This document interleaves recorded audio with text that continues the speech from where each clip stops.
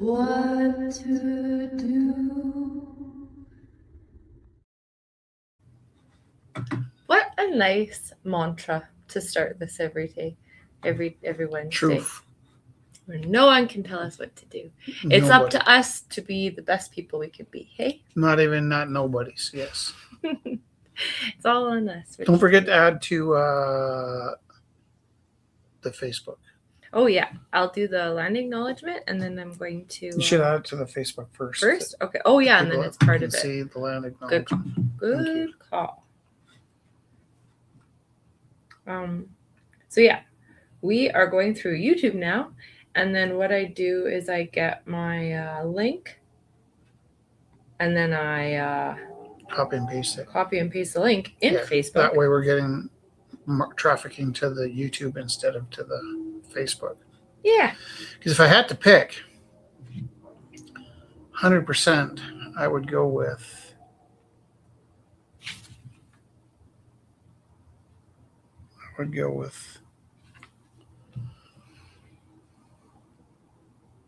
post. That's Pebbles.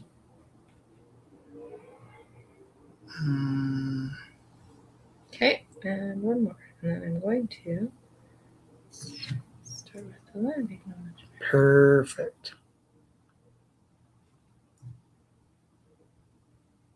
Okay, so we are ever so grateful to be here. This every single week, there's something new to be grateful for in this beautiful space that we're living in. The sunshine came out today, and you could really feel the heat, and it was so beautiful. And the flowers are growing, and everything is so wonderful. Oh, here, I will do these, and I will do these, and I will do papaya. Papaya. There. There's the code, you guys, Theo and Lily are here. So there's the code to join. The Creator gifted us with this land that we're blessed to share and care for together. We acknowledge that the land we gather on Mokinstis is the ancestral territory of the Sky Sidipi, the Siksika, the Gaina, the Pigani, and the Amskapi Pigani.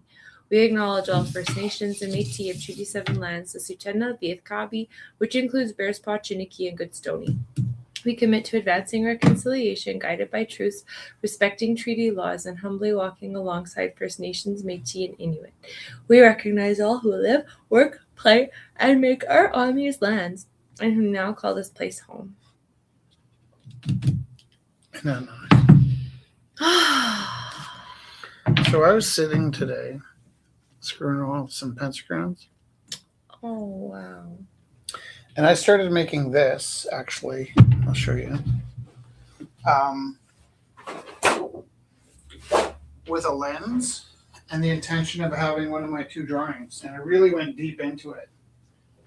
But then I decided, because that's a gimmick, right? When you're like intentionally, like I was going to create two drawings out of one. If you put a red lens in front of it, it becomes a different lens, different image. Yeah. But I started liking the drawing enough that I let go of the gimmick. If that makes any sense. I like that. Theo was here and then disappeared. So maybe something happened with... But like, if you look at this,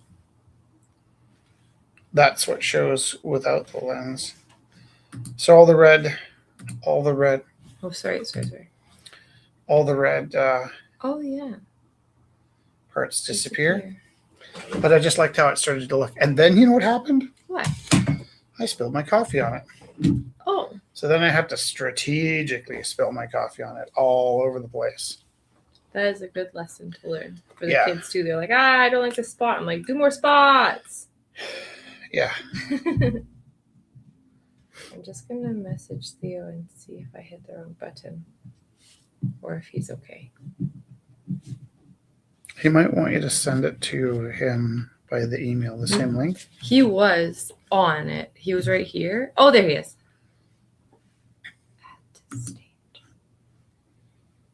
Yay! I was just saying, I hope I did it. We're all good. You're here. Nice to see you.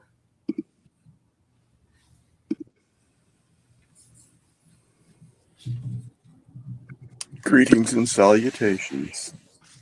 Really nice to see you, Theo. Yes, well, I finally am doing some stuff graphic-wise in the studio. I just haven't been coming because I haven't been doing anything. Courtesy of our beautiful world and my lack of desire that's been sucked away. Don't let the pressure get you down. Yeah. Yeah.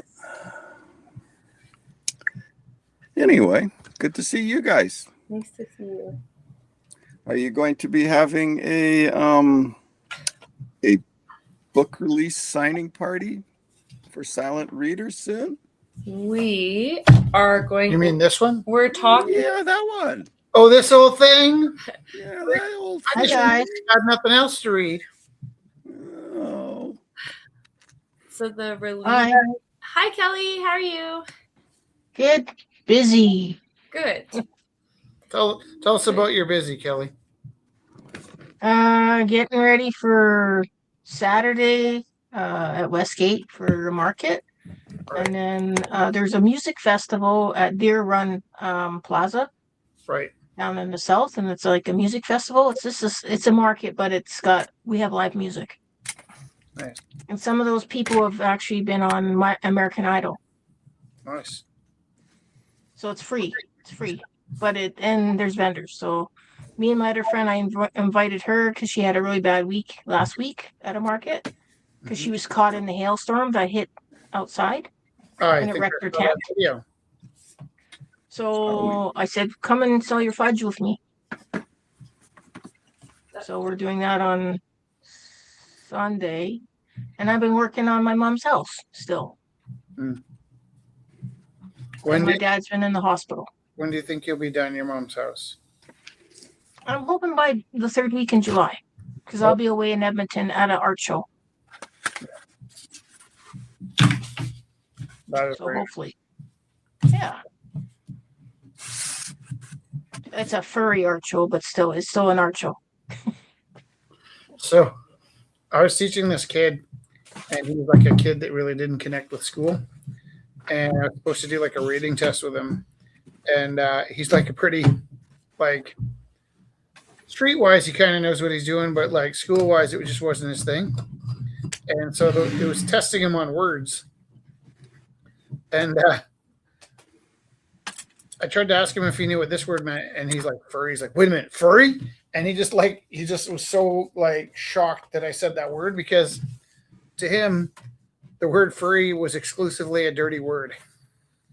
And he was so shocked to see it in a school book.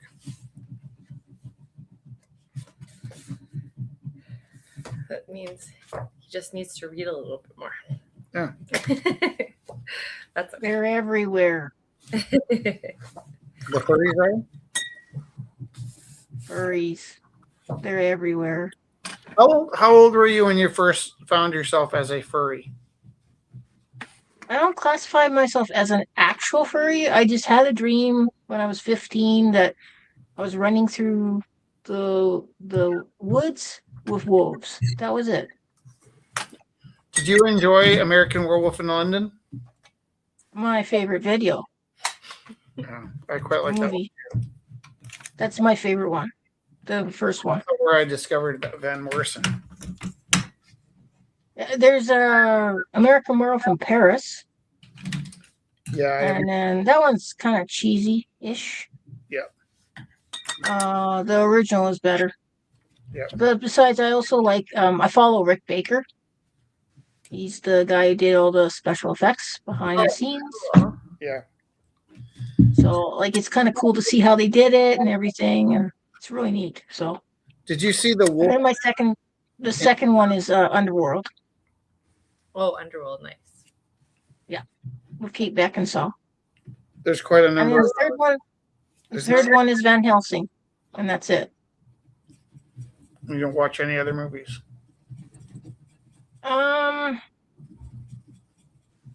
No, we watched the War Machine. I watched War Machine with Steven. That was cool. but we haven't watched stuff since we're actually watching House of Dragon. Nice. Jess and I watched. This episode. What? Jess and I watched a TV show called Scavengers. Yeah. Scavengers Reign? Scavenger's Reign. And it Oh, was okay. pretty engrossing. It's animated and it's really beautiful. It's like everything's moving all the time. Everything's alive. It's these people. They're marooned on this planet because their spaceship crashed. And the creatures are just absolutely incredible. Like everything is like symbiotic and like there's that connection and breathing, and the animation's so beautiful. Like it's I know which movie I watched recently. Hail Yeah. Mary. oh so good. I know. I was like, whoa. It was so good too. Yeah, I was like, it's just cool. I don't know how to explain it, but it was cool. It was a good film. I love that movie. My husband bought the podcast so he could listen to it. I think it's a book. Oh, to listen to the audiobook. That's so good. So good. I'll have to listen to it. He's got it on his computer, on his phone, so I'll have to ask him if he can send it to me. Yeah, totally. It is a really great audiobook. The audiobook's so great because you can actually get the beautiful, like, because the Rocky speaks in like music, right? So it's like reading a book. I can't even imagine how they would have written that. You know, how do you have the physical copyright, or do we just have the audiobook too? I usually prefer to have both. Yeah. I don't think we bought a hard copy of Hail Mary. Yeah. And I was thinking the whole time, how, like, would they just describe, like, in this, like the notes, or like how would they have done that? Because in the audiobook it was so great because they were able to do the How did we do it in my book? you did the sounds, It like, was just a poem. It wasn't a song until we did the audio, right? but there's words to it. There's no words. Oh, I don't know. You know what Maybe I mean? they would Yeah. describe like sounds like "Ode to Joy" or something. Oh, that's cute. Yes, there'd be a little bit more words in the So I did cry at the end of Hail Mary. So 100%. Yeah. Yeah, me So you're too. not dead yet. What movie was this? Project Hail Mary. Hail Mary. Project Hail Mary. It's yeah. Based on a novel. Very good. By the guy that wrote Martian, right? Yes. Yes. Yes, sirree.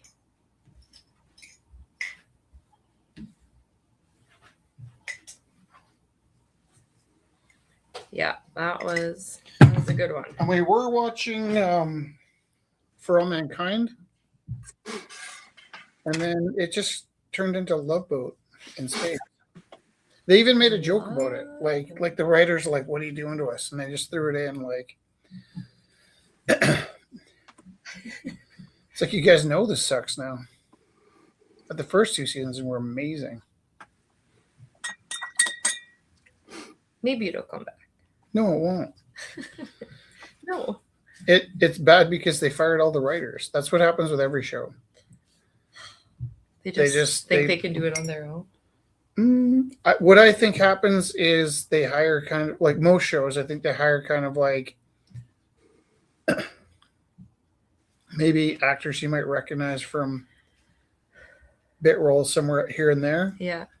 You know, like they're not putting Charlton Heston into a Thursday night lineup. Right.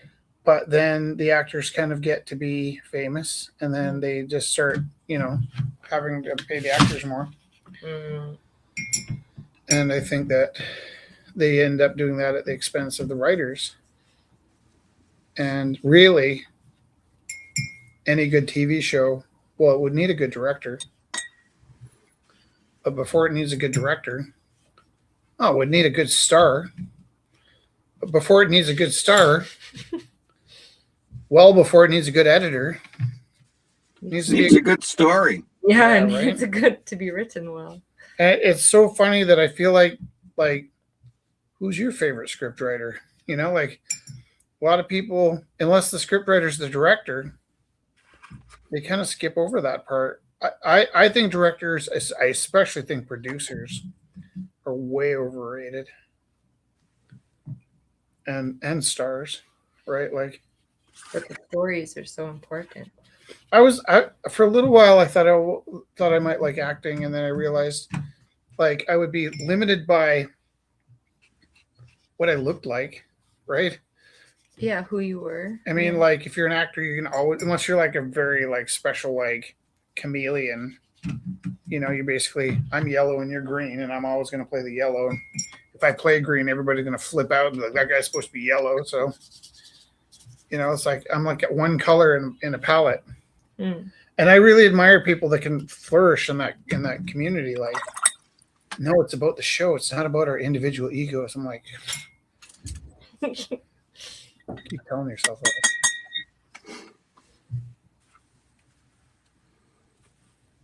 that.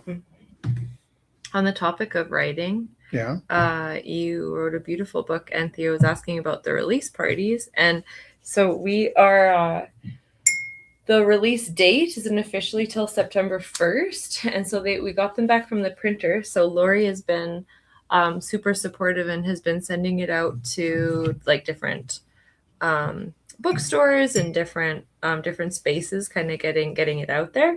And so we have a couple months before the actual release date, so we're also starting to get in contact with people from like Chapters and Indigo, and we're going to go down and chat with the people at Shelf Life and Owl's Nest, and like Lorraine was really great, like the idea of having like a Southern Alberta like Crow's Nest Pass. There's a whole bunch of people, places that some of her other authors have gone through, so it'd be really fun to kind of go Well, it suits our road trip as well. Yeah, because we're gonna head east. Oh, and then I also had a thought that we should be hitting like vintage stores and stuff. Oh, that's a great idea on our road trip. That is a great idea. Great idea. So yeah, Theo, when we get stuff more set up, we'll definitely let you know where it's gonna be. Would you like to hear a chapter? You want to read a chapter? Well, I'm not going to read it. Just might read it. Oh. She can be easily swayed. I can read it. We did chapter 1 last week. Yeah. There you go. Do chapter 2 this week. Would chapter 2 make any sense without chapter 1? Yeah. It's really good. You want to do chapter 2? It doesn't have to be now. It's okay. I can do it.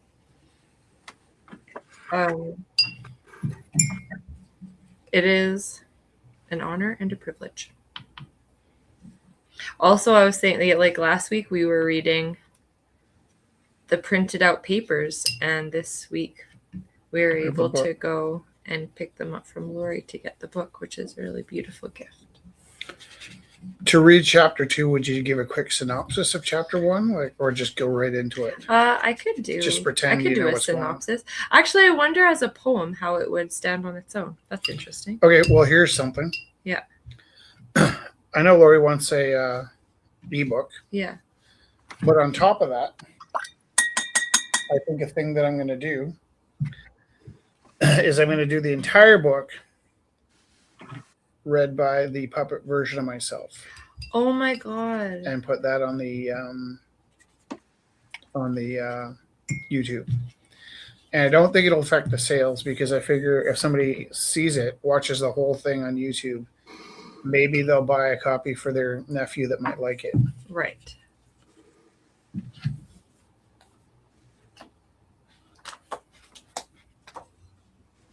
So the intention of this book was to be for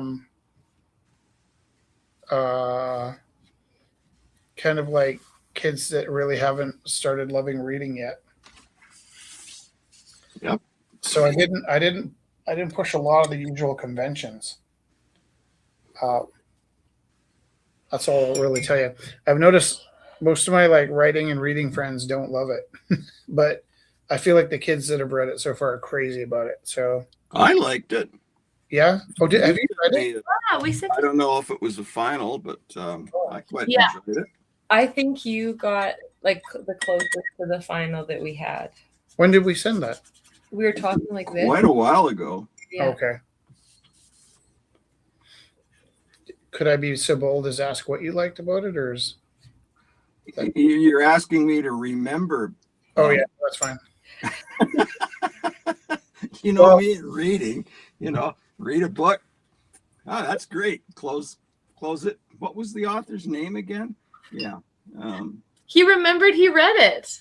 I did remember. Well, the only reason I remembered I read it was because it's sitting on my desktop on the lappity top that this thing's coming across on now, and I looked at it. Silent Reader. Was that Rich's story? And I opened it up, and oh yeah, it was. Okay, great.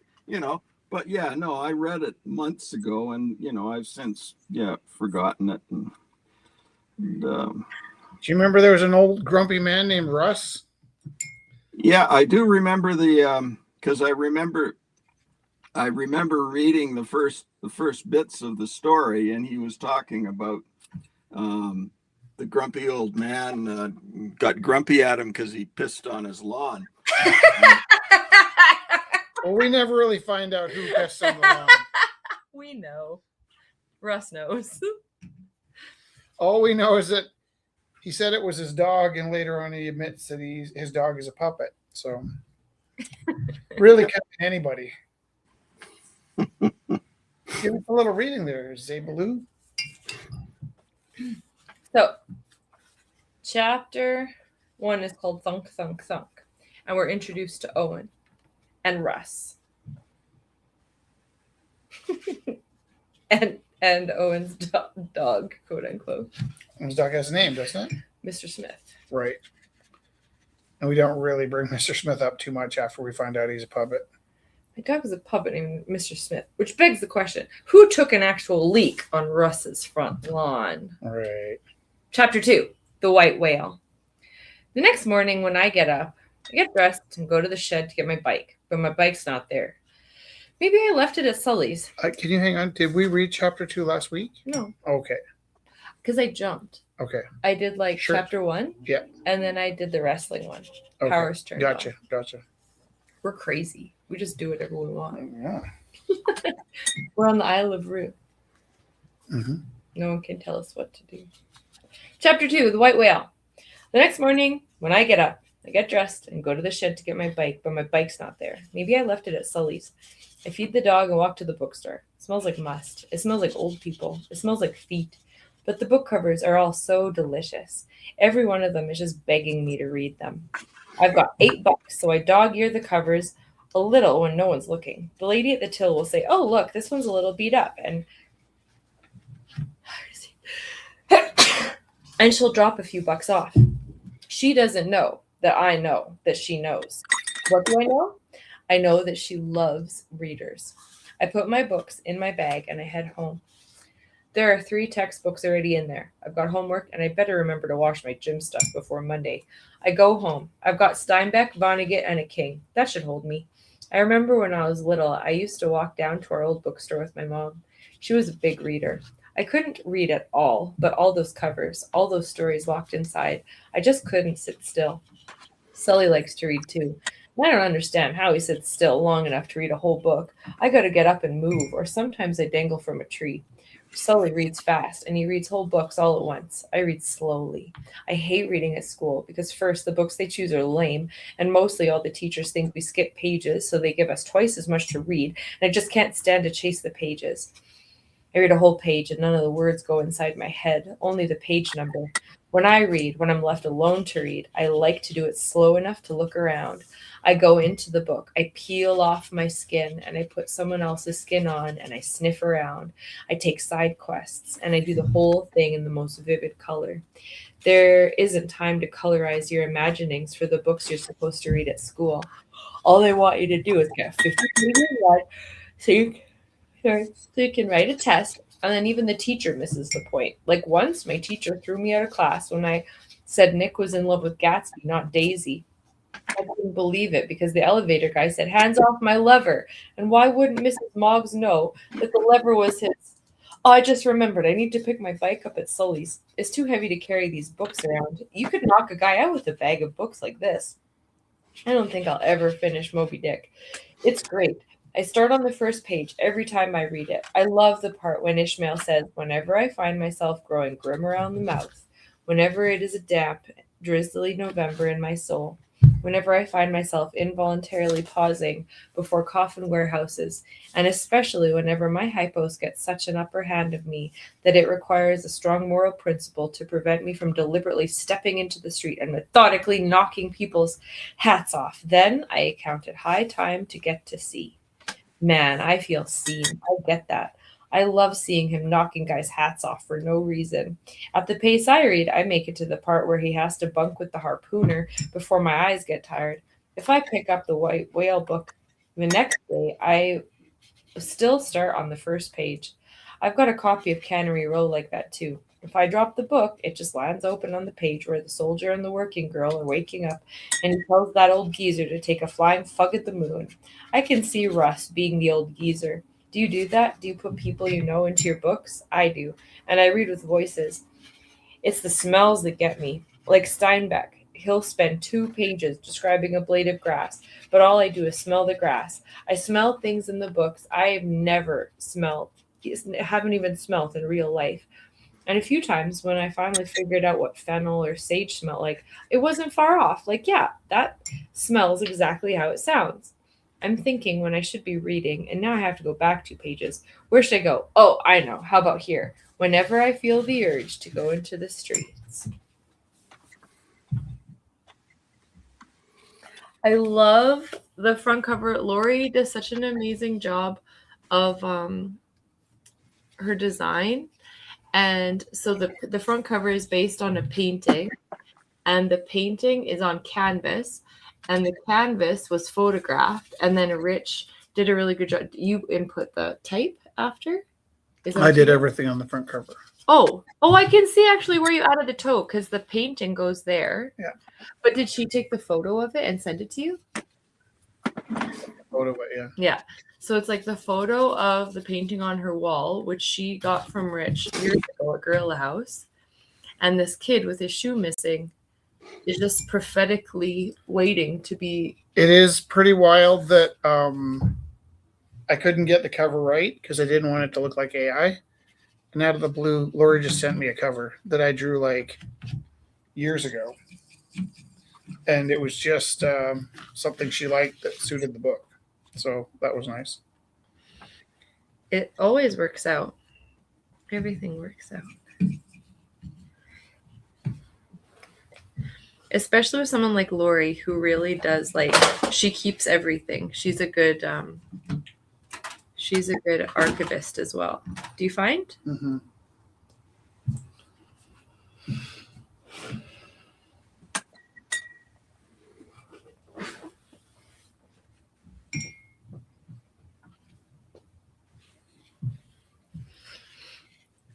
Yeah. Whenever it is a dreary November in my soul.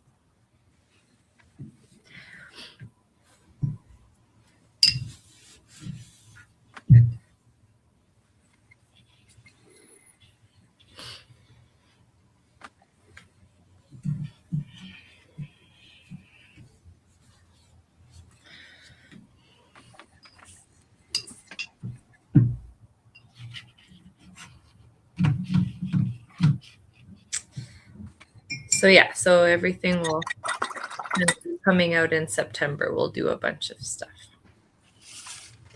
Yay. Yeah. Is this the last week of school for you guys, or is it already over? It's the last week.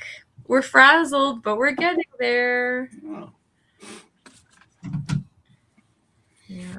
Yeah, so we have all summer off, and there's a very good chance we won't get the Isle of Roux started on time for the next 8 weeks because for some reason when we're working full time and rushing home from Cochrane to get the camera set up and the easel, the lighting set up, we seem to do it on time almost all the time. But then when summer comes, it's like, oh, we got lots of holy shit, we're late. It's kind of embarrassing that we always the way end up. Oh, consistency is a good thing. That's a consistent way. that we're consistently late. Consistently inconsistent. Do you ever like when you're coming on with us? Do you ever look at the clock on Wednesdays, or do you just wait for a beep, or how does it? How do you? What's your process? Oh, I just wait for you guys to hit the button. You know, And from your end, does the button go right at 7? No, you started just a couple of minutes after 7 this week. Okay, so I think what happened is, did you find us on Facebook, or where did you find us? YouTube. Oh, right on YouTube. Mm-hmm. I wonder if there's a lag, because we just sit here waiting for the clock to turn over, and then we hit right at 7. Yeah. So it should. Well, be, maybe there is a lag then. Yeah. yeah, from where we're at it should be. Sometimes, yeah. I've seen that in other instances as well, and other things where it's supposed to start at X and it starts at X plus 3 or X plus 2. I quite like the countdown clock you can set up, and I don't know why I don't do that more. That's cute. I didn't know there was a thing. Countdown clock? Yeah. Yeah, you do. I do. Plays a little thing and does bubbles, and then Oh, that was on StreamYard? 100%. That's Where did you think it was? I don't know. That's where it was. On a place in my dreams. Which is the Isle of Roux. Oh, that's true. There's some crazy stuff happening. Well, around it sounds like door slamming, only there's not doors over there. Well, Right? it's right. There's nothing over there. Maybe There's a 100-foot drop over there. maybe we live with the Baba Yugs and they're just like No, I don't think that's it. they're just doing some good dancing with their chicken house. Nope, that doesn't make sense either. What does make sense? You answered a really good question earlier.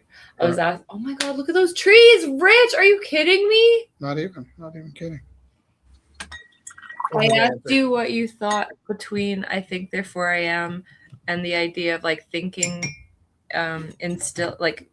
thinking indicating who you are or acting indicating who you are. And you were like, do I even exist? And I was like, oh. Like you're like, I don't know if I'm real. I'm like, oh, okay. I think that's weird that hit you so hard, because that's my default like space is like you're having to touch things. My entire life has been pretty sure I'm dreaming. I think within reality, even at my best chance at reality, I still think I'm dreaming it, right? Mm-hmm. Like my experiencing reality is me making a story in my head out of what's in front of me. Right? Like I'm not even being poetic. I'm saying You're like this. No, hard. I think you dream your way through the day, right? Yeah. Like I think like you're eating a sandwich, maybe, right? Yeah.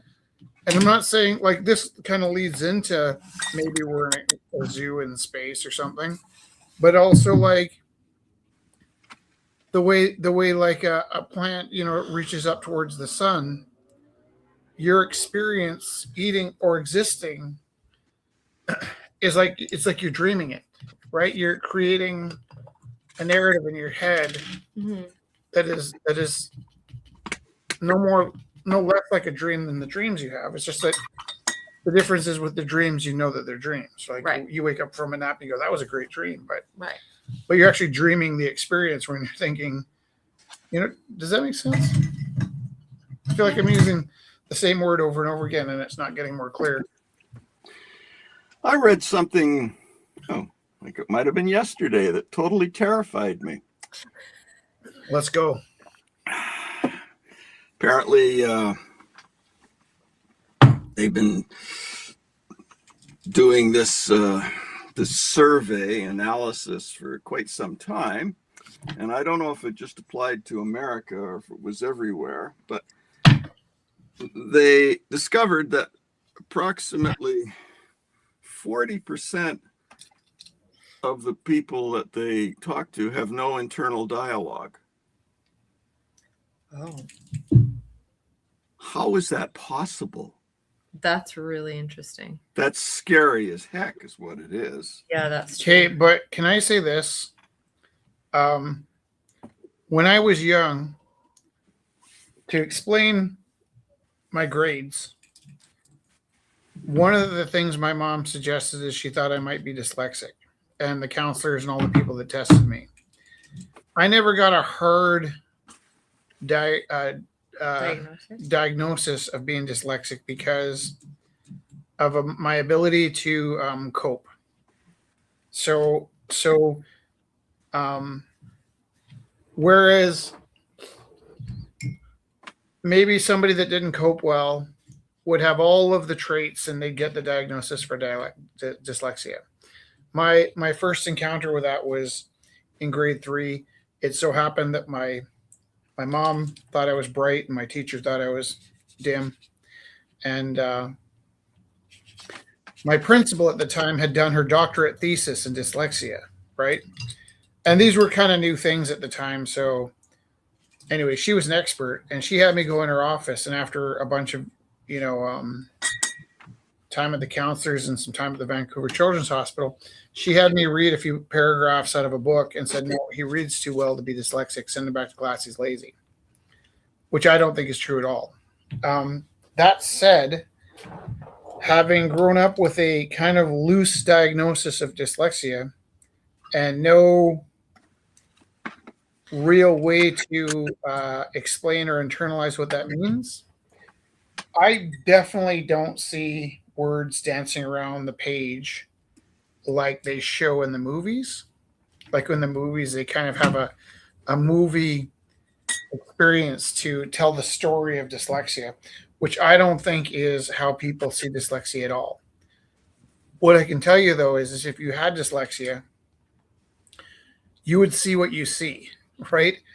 You don't have a sense that you know what you see any more than anybody else has a sense of it. Do you know what I mean? Like, right. Like I wouldn't know what dyslexia looks like any better than you would know what non-dyslexia looks like. You just see what you see. And so there's this kind of myth when people are telling you from a neurotypical point of view how they see things differently as dyslexic, is it's though they know both views. Right? And they think they know both views because they know the neurotypical view and they've read the dyslexic view. And, you can kind of see or feel a lot of times, not all the time, definitely not all the time. But a lot of the times you can kind of see or feel when it's like they're giving you the narrative of what they understand dyslexia to be versus what they actually see in front of them. Because it just doesn't work like that. Hey, Rich. Yeah. I am dyslexic. I was actually diagnosed at a young age. Yeah. So I have hearing dyslexia. Yeah. So I don't know if you know what that means. What does it mean? I don't. So what it means is I have to look at the person. Yeah. And read. I kind of read lips, even though I'm not deaf or anything. I just read lips, but I'm like I have to focus on you. Yeah. Because if I don't, the words will get garbled up in my head and I'll be confused. Yeah. Yeah. That makes sense. Interesting. So I've learned over time. That's why I do well with when I'm painting or whatever. Music is like a white noise in the background. It helps me concentrate. Yeah. So, but yeah, I've had it for years. I had to learn how to overcome a lot of stuff. It was really hard. Yeah. The teachers, they said, "Oh, well, you like I'm also a hands-on learner. So when it comes to learning, I have to physically learn with my hands and seeing it and everything." Yeah. So but like if you're trying to teach me saying like, "Hey, here's draw this," I'm like, "Huh?" And I think because my brain doesn't always think that way. Yeah. But you have once your I do it, right?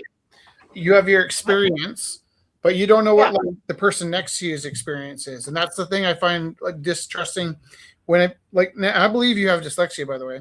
But what I was saying is a lot of people that are sort of selling you or pitching you the idea that they're on dyslexia, they'll give you kind of a false explanation of, especially when they compare it to a neurotypical experience, is like, you and I don't know what your neurotypical experience looks like. We only know our experience, which is certainly on the spectrum. But the point where I call bullshit is when somebody knows what both worlds look like. You know what I mean? Right. You can't know what the guy next to you's head looks like inside their head. So you and I know that we've been diagnosed as different, right? No, I'm not diagnosed for dyslexia. I got my own list of stuff, but we don't know what it's like. I don't know what it's like in Jess's head, right? Yeah.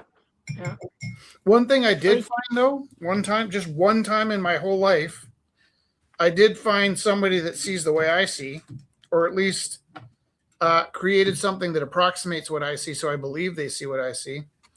And that was there's a video called Every Episode of Friends All at Once. And it's like 100 episodes of Friends superimposed and overlapping. So you just see like TV snow, but it's pink. And every now and then it morphs into Joey.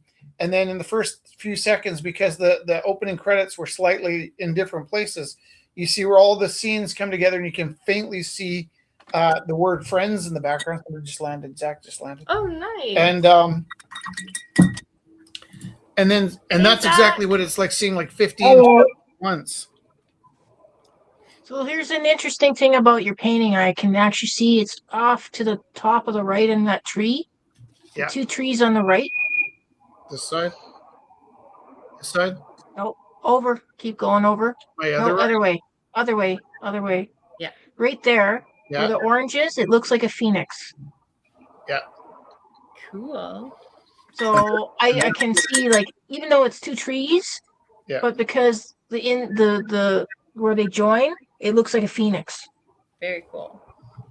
So like I said, I do see stuff differently as well. Like, yeah, right where you are, right there is where it looks like a phoenix.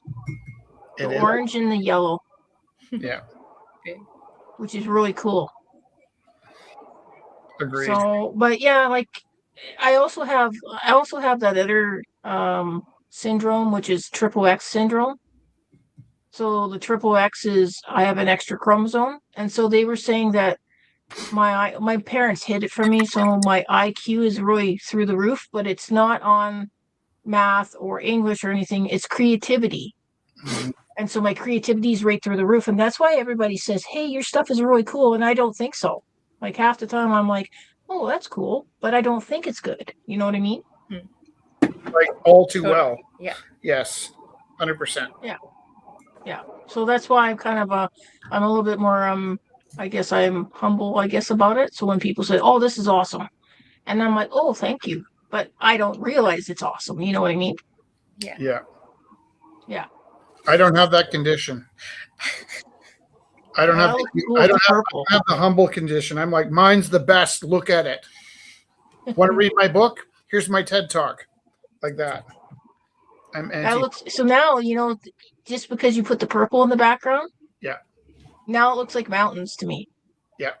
The negative space for sure. Yeah. Yeah. The negative space, it looks like not above, but below. Yeah. So it looks like mountains in the background. So I like I said, I do see stuff differently. Like sometimes I'll look at the floor in in our kitchen and I'll go, ooh, that's kind of cool. Yeah. Okay. Then I might be completely wrong. And you haven't addressed this, but just since I have you online, you don't see words floating around and disappearing when you're reading? No, that's another one. That's the one where people will see the things backwards. So they see the letters backwards. That's another type of dyslexia. A couple of friends had that. Yeah. No, where they see it backwards. Or they see it floating. Yeah. I don't have that. What I'm trying to say is that when they show it in the movies, they never get it right. And then sometimes I meet people that just like the idea of having a diagnosis, and they start explaining what they saw in the movies, and I'm like, you know what? Like, I would compare it to seeing a ghost, and I don't believe in ghosts, but I would compare it to seeing a ghost. That when somebody tells me they saw a ghost and they start explaining it with their eyes, I'm not saying that they're wrong. I'm saying it doesn't fit with my experience. It doesn't fit with anything I can explain or believe in. It might be true. It might be true to them, but my brain rejects it because my experience is I don't think people see ghosts like you see baseballs. You know, I think you would say Like you see a DLC. ghost, but yeah, it's yeah. And you know, I had a kid in my class that talked a lot about being synesthesia. Yeah, and a lot of times I'm super skeptical of when people say that because they just read about it and they thought it sounded cool. But I could tell from the way she described things that she does see see smells and things. People have asked me if I have synesthesia, but not on the surface. Like for sure, I'm not seeing like a yellow highlight on things, or you know what I mean. Like I think I feel things in my head rather than Yeah, like even when we talk about auras, it's more about like the feeling of it, not like. Well, it's like you're trying to use a word, and the closest word you can use is seeing. Yeah. Clark. You know how like smelling and taste are closer than like smelling and taste are closer than like hearing and taste, right? Mhm. So the way I would describe that is it's like you're trying to find the closest Yeah. similarity, Mhm. but it's not seeing. You're not seeing it, right? Like I'm an artist and I know a lot about seeing, and I know if I said like, oh, I think I saw a ghost, I am not seeing a ghost. Right. I would compare it more to remembering actually than seeing. That's good. That's a good word. Like remembering that it's there while it's happening. Yeah. It's way more like that. I don't think I've ever said that out loud before, but Remembering. That's a good point. like you know it's there, but you don't actually see it's there. You just like it's as though it just passed. Hey Theo, have you ever been to like east of Calgary? A few times, yes. What places east of Calgary have you like on the highway? Yeah. What are some highway destinations that I want to see east of Calgary? Starting, you want to see? Starting after we leave Drumheller, what are we going to look at? I haven't a clue. Oh, why did I have you pegged for a guy that's driven around on a? Oh, again, it's not going to stay with me unless it's something truly. I would say for me, having driven, let's say out to Brooks and back again a few times for jobs, I couldn't tell you anything about the trip, right? Other than it's on the road, and I didn't run over anything, so it's just because when I'm driving, my brain is in driving mode. Don't kill a deer. Trying it doesn't really it might, if something's truly spectacular, it might grab my attention and I'll be forced to stop and look at it. We're going seeking of the truly spectacular. Oh, there you go. Where are you going to go and seek the true and spectacular? Just dropping Felix off in Gimli. Oh, expecting to see some magic highlights along the way. Okay. Hey, Zach. Yeah. Everybody loves your painting. Hi. Everybody loves your painting. The big one under the bridge? Well, they love all of them, but the one that said Isle of Roux. Oh, the big bridge boy. Yeah, everybody loved that. They're nuts for it. It was cool. It's like totally improvised. I'm rusty. I put the studio away for a bit. Haven't painted outside in a minute. Improvised, cheap paint. Don't judge me too harshly. Everyone is a fan. Opposite of judging. I might judge you for being a little bit, negative about your own work. No, I know that I have a, higher potential. I could have done the Isle of Roux you know. I don't think you're seeing it from my perspective because I have to pass a police check every few months. So Right. the thrill of getting out and hitting a bridge is temporarily not available to me. So, you so know what happened? as square and dorky as I am in my day-to-day work, actually, even after our trip, what happened after we came out to visit you in Vancouver is, and this is why I teach, right? Yeah. There's now a body of people that understand the nature and the importance of how that painting is different than other paintings. Yeah. And the first person I showed was Travis. I think you remember Travis. Yes, vividly. Yeah. We connected. Impressed, but he was very impressed. Cool. Like, it was big. That's a big piece. Also, he was a little concerned that I painted it. No, you got the proof. You got an alibi, man. You got an alibi. We're in a different time zone. Back in September, but yeah, it was pretty great. Yeah, the scale was most impressive. You know what happened after I packed up? I'm hiking out of the tunnel, and there's red and blues on blast on the highway. Yeah, absolutely held it together. You know, didn't flinch, but I was a panic inside.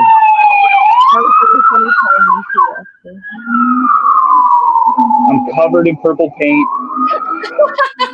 Like I got this big duffel bag of evidence. It was quite scary. I had to get out of there in a hurry. How would that affect your life at this point?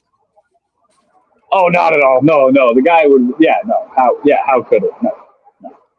Like, do you have a passport? Yeah. Would your passport be at risk? No. Goodness, no.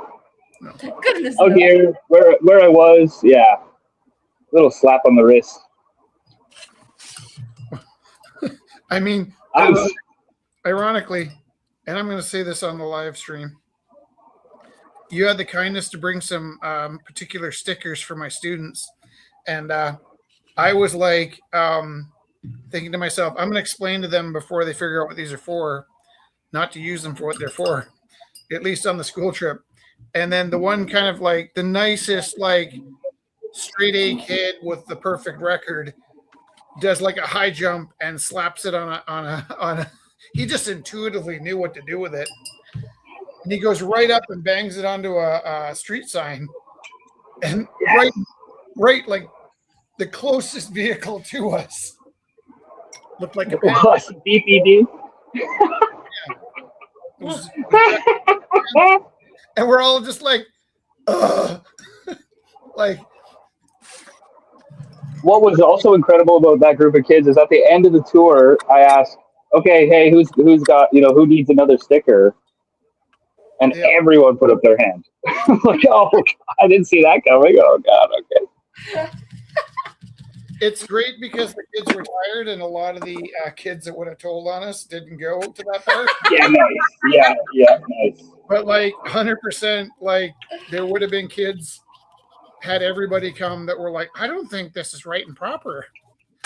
We actually didn't do anything wrong. I'm just saying, like, no. There was a special night. That was a lot of fun. I had a great time, and I want to somehow do that. I want to continue doing that somehow. Yeah. When we get out there with Felix, we'll have to make sure that we're fully loaded. Cool. Yeah, very cool. Jess will be the funniest to watch. She can't even jaywalk. Guys. We're not. It's not. It's so like. And when the lights come on, she's like, "I'm not with them. I don't know them. They made me come here." Oh, it won't even be for us. It'll be for.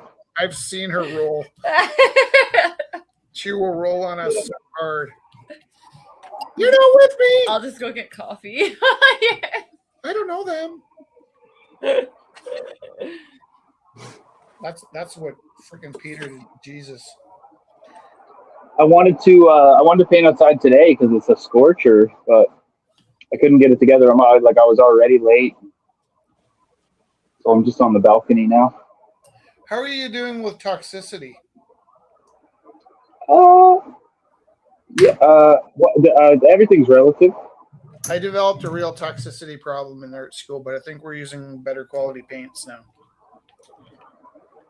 Yeah, I told a story today about this writer from the prairies, east of Calgary. This dude, he came to my studio in Bowness, and we were spraying and smoking, and he was just beside himself that we haven't lost our eyebrows. Elijah used to love smoke while he was painting. It's like, dude, you're gonna blow us all up. Yeah, that was our guy's sentiment. He was like, "What are you doing?" We did that on the movies as well. My sister was watching. It's like illegal, highly. She works in a law firm, so she's all like, only ever watching those videos for like infractions. Yeah. Wait, oh, Jen. Actually, that's my whole childhood, right? Like, I vividly remember the day we all took our epic bike ride to Sukhumi Lake, and by the end of the day, she was driving around with my mom looking for me. Front seat of the station wagon, pointing out, there, he's over there. I've mixed the memory of my sister in the front seat of that car with somehow the witch from yeah, right? Like if there's a basket on my mom's station wagon, that would have been perfect. But yeah, she ratted all the time. And also, I wasn't doing it for the money. I was just trying to see if I could. When I was a kid in Calgary, the the monthly bus pass was just on white paper with colored ink, and I had this fantastic pencil crayon set. That my first question is like, I wonder how close to the city bus pass could I pull off this. If I got it just the right size and just the right colors. Now I was a little too square to use a counterfeit bus pass. So what I did was I sold them to some friends of mine that were a little more reckless than me. But little did I know that making counterfeit bus passes was actually worse than using a counterfeit bus pass. Because of course all they had to do was say they didn't know it was counterfeit. Do you read Terry Pratchett at all? Have you ever read any of Terry Pratchett's work? Yeah. He has this like magical story about the origins of money. Yeah. And there's a counterfeiter, and he's making such elegant stamps, like better than the government. Yeah. And he goes, what? Like, how isn't this currency? What are you guys doing? Yeah. You're minting dimes. I'm making a penny. What are you doing? Like, what's the difference? Yeah, that's a great story, by the way. Shout out Terry Pratchett. Would you like to hear a chapter of my book? Oh yes, please. Yeah. How can I get an early copy? How can I get involved in this? What part of the book? Just to give you some options. Okay, lay them on me. Okay. So. Do you want to hear the lovey-dovey part, or how about we just skip to when he's in school and the paratroopers come in? The daydreams. Don't say daydreams. It's called Daydream Believer. Wow. The chapter. Spoiler alert. The chapter is called Daydream. It's not. They're real paratroopers. Cat's out of the bag. We'll still enjoy it. Who's keeping their cats in the bag in the first place? Poor cats. Yeah. It was a marketplace trick, actually. You would try to buy a pig out of a bag, and there'd be a cat in it. Why is a cat worse than a pig? There's cheaper. Stray cats are cheaper than harvesting. Yeah. Cats would be able to find them. Yeah.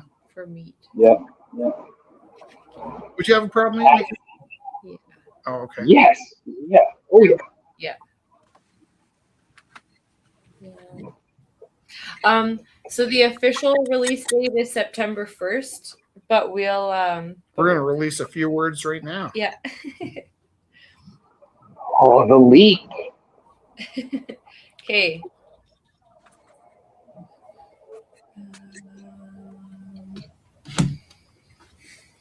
Oh no, What? that is not.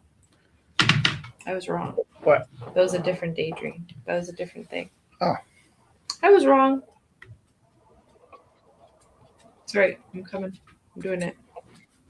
Okay. Oh, that's funny. We read chapter 2 just a second ago. And Okay, this chapter 3? Yeah. Okay.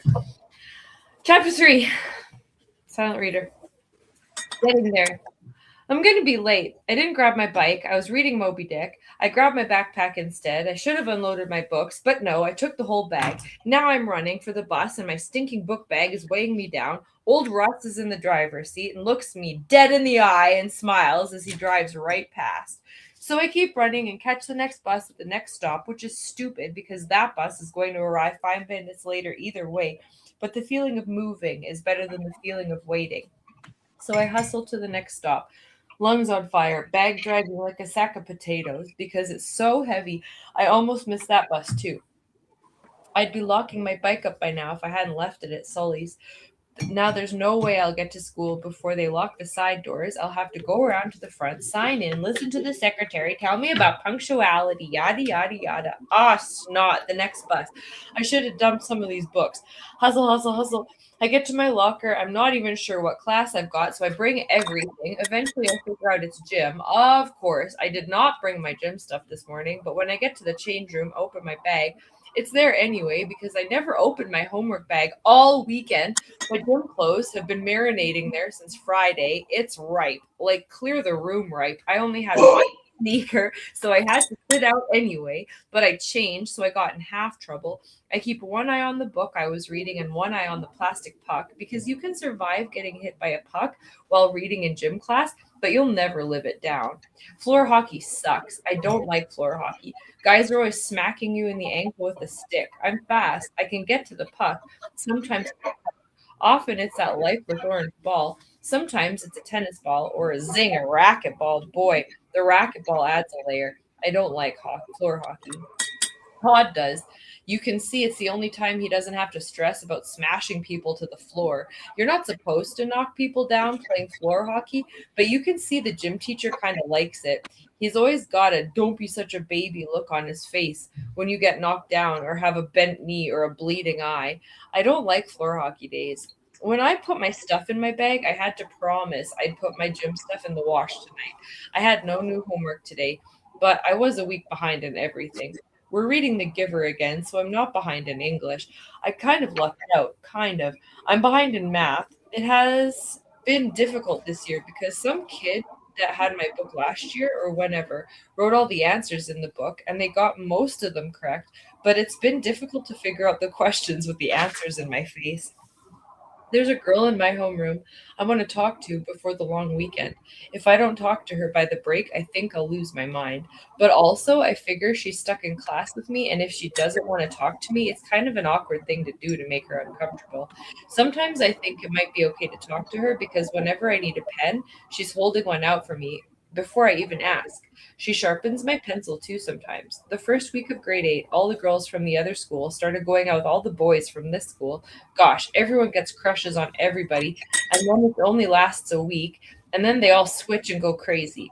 The way everyone changes their minds as fast as they do, what are the chances of any two people liking each other at once? Okay, so that's the thing I've been trying to say. I like her. Also, it's pretty darn lucky. She's always got an extra pencil, where I'd for sure flunk out of school. Elise. There's work being done this time of year on the roads and on the building adjacent to the school. The workers leer. I walk fast with my head down to get by. But this time of year is the worst to be a girl. They say stuff, and sometimes even when they don't say things, the way they look is worse. Last year, I felt just about okay wherever I'd go.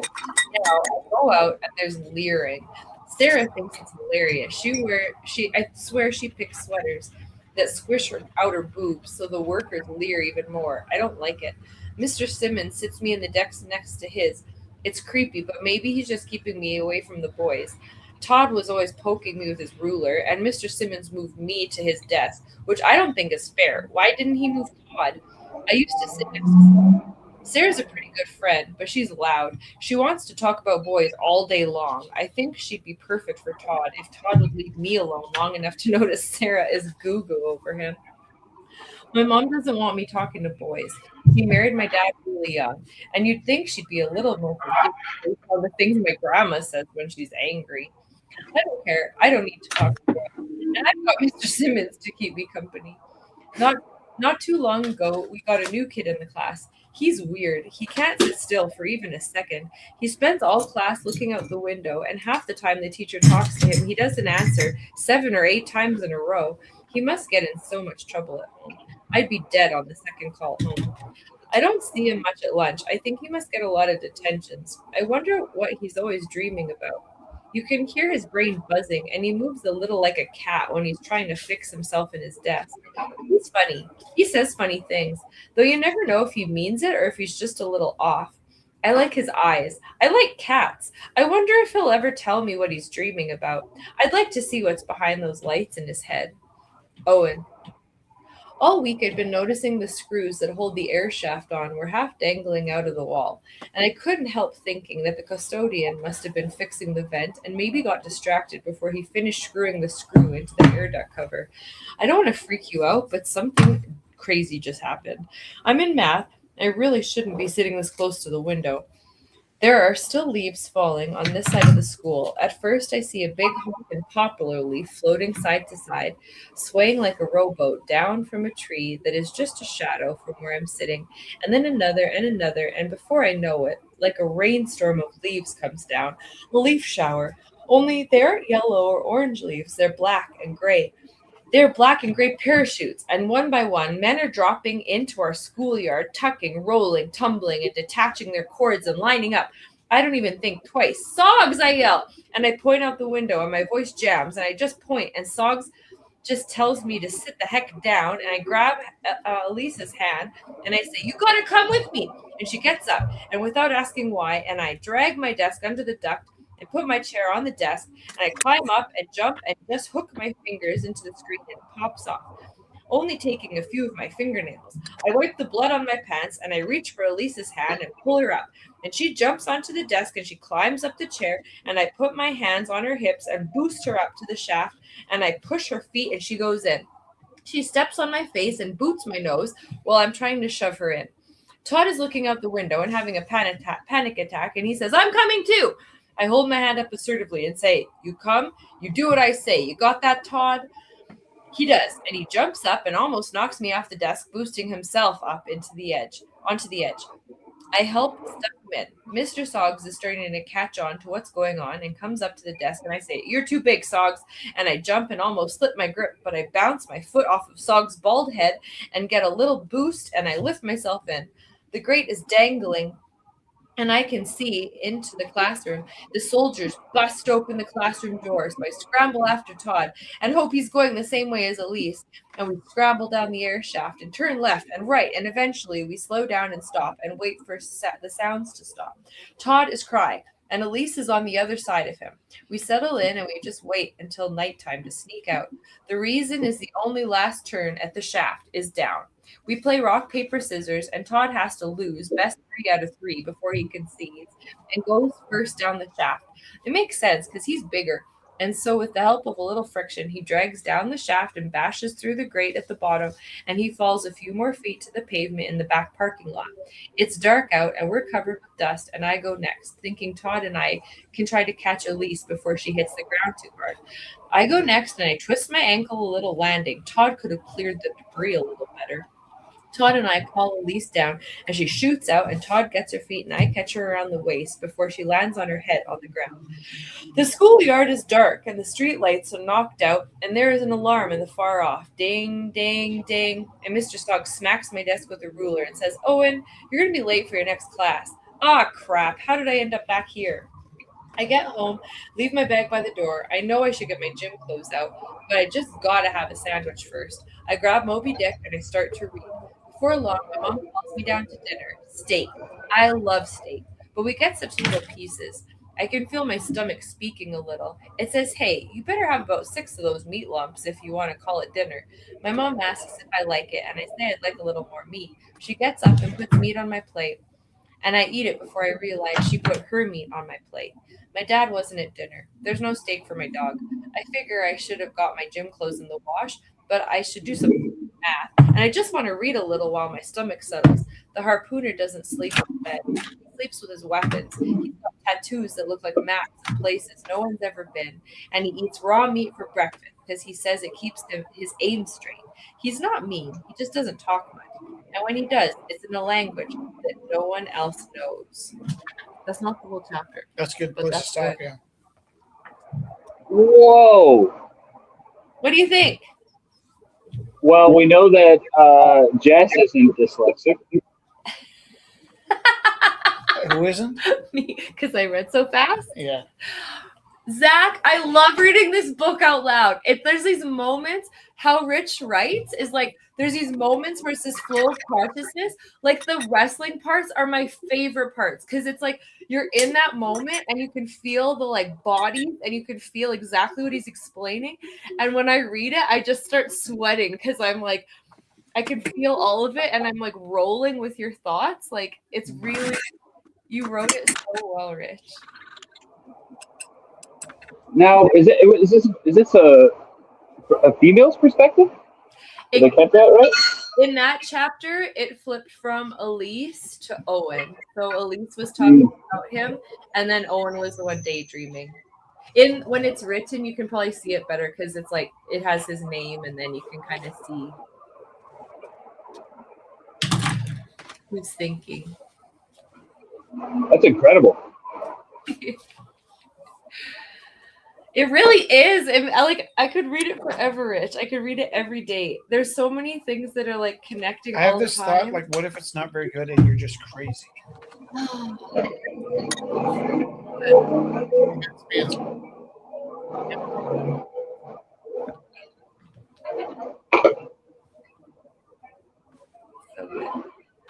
You're gonna have to do better than that if you're trying to insult me. You call me crazy? Because he said that I'm crazy if I like it, and he said, Oh, because he likes it too. I will send you a copy. This book is What going to. what is it? This book is going to cost me so much money because we just keep giving. I traded my. I traded my. What do you call it? My Royalty. not my royalty. My before you get Oh yeah. pre. Deposit? No. No, The per diem? Is it not per diem? no. Yeah, you're right. What is Yeah. Yeah, what do they call it? Retainer? It's like a retainer, but it's not a retainer. It's my It's either pre or post something. Yeah, yeah. like signing, not signing, but yeah. The best authors give that up and then hold out for the success of the novel. I don't. Oh, I no. traded mine for books. I traded my what do you call it? Royalty. No, It's not what is it royalty. It's called? my pre something.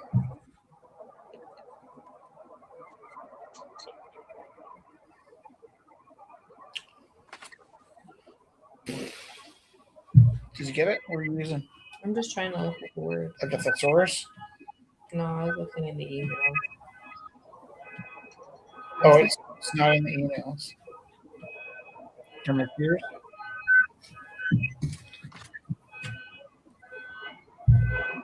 What's it called? Before a book.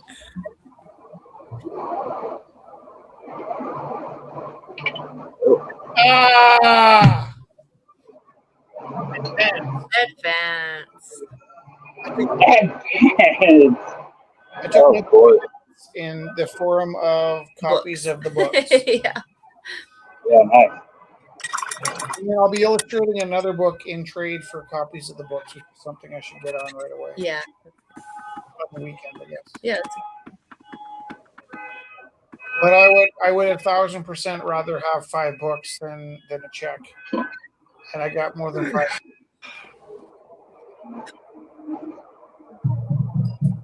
That's noble. That's a dense chapter, man. It's a dense book.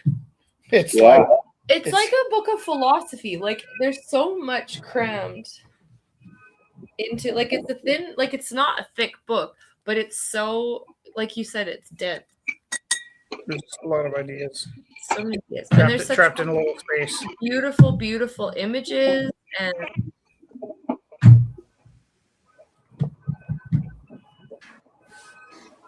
Now, how much of it is imagined, and how much of it is genuine experience, and how much of it is allegory?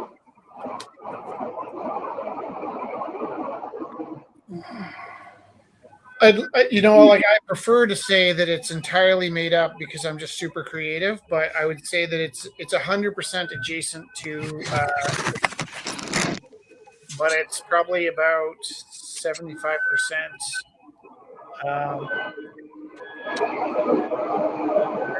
Reporting the news, and at least 25% of it is just colored in a different flavor.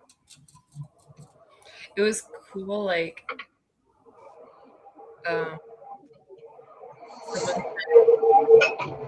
this was lived, like this was real, like reading one part. The scene where he gets beat up in Yeah. the past is pretty. It's a very do you want to read that one? Of course, Do you I feel like it? always want. Yeah. So when the kids, I started reading, doing short stories with my homeroom, and I was like, you talk about being there and expressing something, and like the feelings. Yeah. And so I was like, oh, I know what expresses feelings, and I read that chapter 6 to my class, and everyone was just like hooked. I thought you read them the wrestling part. No, I read them Paper Balls and Sour Milk. Yeah, read that.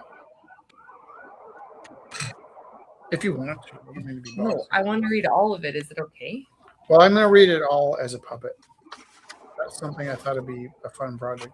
Oh, it's chapter 7 because Lorene was one of the chapters. It's not my book anymore. This is exciting. This is exciting. When's the release again? The release date is September 1st. So we Okay. were so we have the copies and Lorene's getting them out to the bookstores, and then we were talking about like book openings and stuff. Yeah, I'd like to book tour it, so maybe we'll be in Vancouver in the fall. Yeah, cool. Let me know. I can pump it up. I can, you can. I don't. Nobody follows me, but. No, fine. It's fine.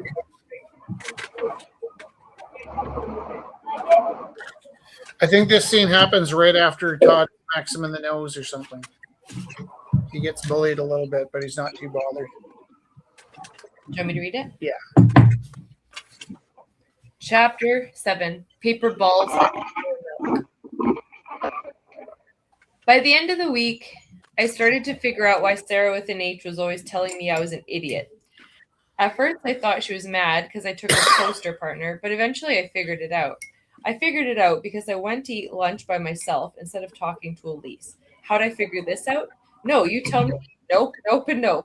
It was way more simple than that. I drew all class. I knew the pattern. Cool. Where did I put it? Warm sunbeam. Fuck. And then the bell rang. I got up as fast as I could to go unpack my lunch. And then Sarah with an H threw a rolled up paper wad in my face. I thought, man, that was unnecessary. I picked up the paper because it didn't seem right to leave it on the floor. I walked it over to the trash, and Sarah with an H said, "Stupid, open it." And I opened it up, and the word said, "It's Friday. Ask her to eat lunch with you." I can be a little bit obtuse sometimes. Okay, so I told you her name, and she gives me pencils, and she chose to be my partner, and then her friend had to tell me to ask her to eat lunch. I mean, it seems like kind of a no-brainer now, but I just wasn't thinking. Or maybe I was thinking about a whole lot of things. Anyway, all things considered, I decided to ask Elise if she wanted to eat lunch. I put my stuff in my locker, took out my lunch bag. I started walking towards the lunch hall. Things were going my way. I forgot to tell you about Todd. Todd is kind of big for grade 8. They don't really hold kids back anymore, but Todd was kind of some special exception. I kind of wondered if that was a good idea because Todd was kind of big for grade 9 and he was really big for grade 8. And I was really looking forward to asking Elise if she wanted to eat lunch. She'd say yes, right? Sarah with an H wouldn't take the time to throw paper in my face just to make a fool of me. Actually, that's exactly what Sarah with an H would do. What the hell was I thinking? Todd picks me up by my shirt and it rips as he smashes me into the locker.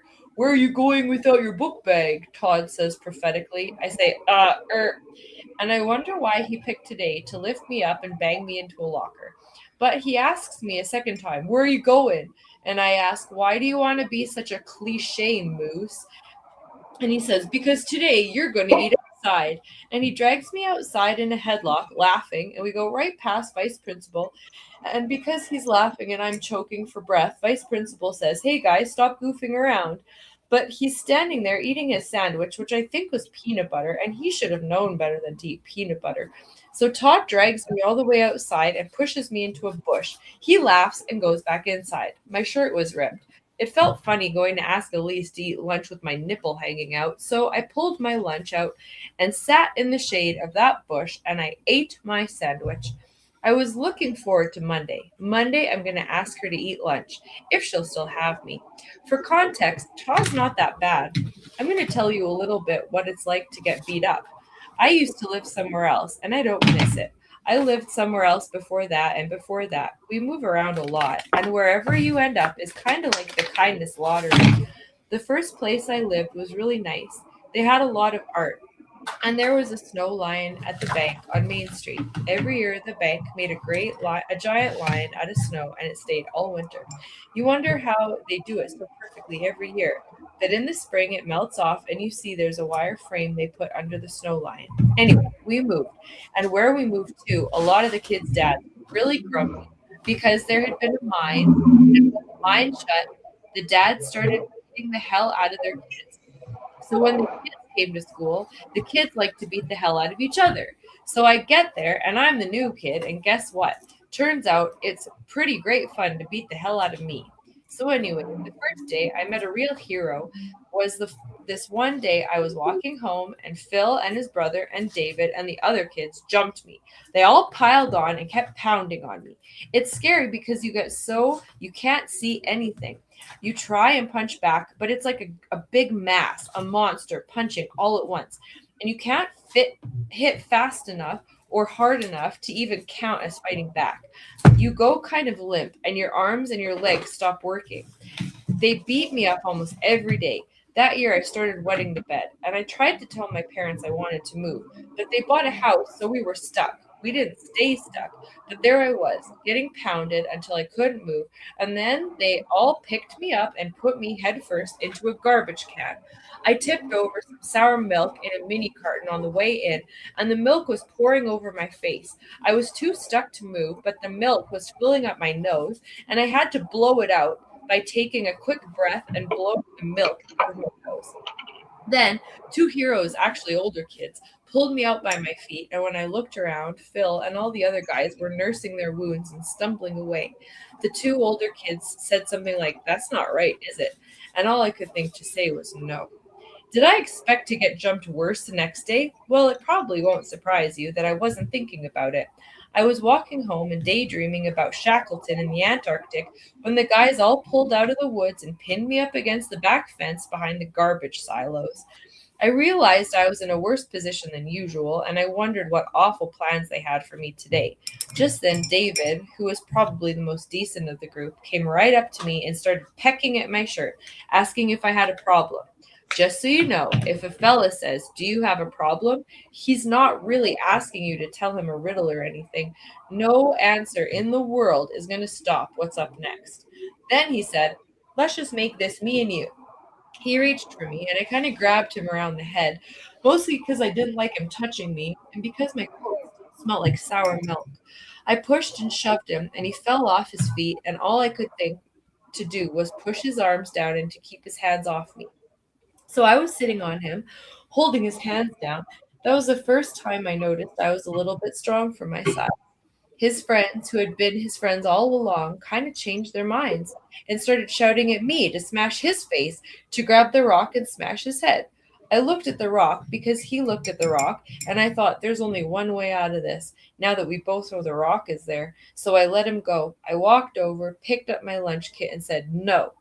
Though I guess that was a bit obvious, and I hoped like hell he didn't get up and smash me with the rock in the back of the head as I walked away. The next day, David came up to me after lunch, but before we went outside, and asked why I didn't hit him with the rock. I was kind of stuck, so I said, "Do you guys know how to play soccer?" He laughed and said, "Yeah." And so Leonard, the guy they used to beat, and David, and the guys that used to beat us up, put a soccer ball, and we played for a few weeks every day until we moved again. And don't ask me if I still wet the bed, because I ain't gonna say. Wow. Whoa. Is there I don't want to sound like a a mother or anything, but is there a lot of violence in the novel? No, that's probably the most violence. There's the wrestling parts that are also my favorite, and that is really beautiful. There's actually a lot of violence in the novel. Come to think of it. But how you but it's digestible, right? It's not. It's so poetic. Like the Right. wrestling is like you were talking about. Like remember It like, drops all the way through the book that he carries a bag that's heavy enough to kill a guy. Oh yeah, you're right. And he spends the whole book getting bullied by Todd. And I'm not going to tell you at this point that the climax doesn't involve a book bag that's heavy enough to kill a guy. But I will save a little bit for the surprise ending. Yeah. Oh, this is exciting. I want you to keep reading. Oh my God. I know, that's the thing. It's like it's so good. I start and I can't stop. I actually think the sales merit to this book will be, I think if people read it, I think they'll feel compelled to buy it for their nephews and stuff. So with my other book, I felt like, if I read too much of this or give too much of it away, it'll never sell. But I think 90% of the sales, if I sell anything of this book, will people that were exposed to it and thought, my cousin Tony needs to read this book. That's my honest belief for this book, is that it'll sell itself because people will want to have a copy of it. I'm hoping. This is my hope. That would be a great. I'm hoping people that want copies of it in their house. What is this? Your third written release? Count, because I would have told you my first book was my first book when it came out, and then was the don't do art and die. Yeah, and then my second book, I was like, actually, my first book was just like warm up. Yeah. This is my real first, and now I sort of feel like the other two books were just practicing for this book. Nice, yeah. So kind of like your second novel. This is actually a prequel to the River. If you want little lore. If you're wondering if the kid lives, he does. He grows up to be kind of a weird teacher that opens an art gallery, and eventually gets the bedwetting thing under control. But we don't dwell on that in the book too much. It's totally fabricated story. No. Any connections to any real life characters are completely accidental, including urine. The South Park disclaimer. Yeah.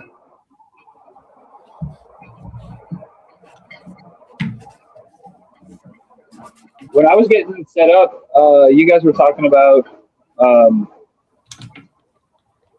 road trip. Your connection to reality, even a little earlier than that. Oh yeah. How much experience with psychedelia do you have? Like I wake up in the morning, and it's a lot like I think what people spend money on, and I spend a lot of time just trying to get my feet back on the earth. I think the only reason that you would want to tamper with psychedelics is if you didn't wake up the way I do. Yeah. And then if you ever had a bad trip, that's like every time I close my eyes at night.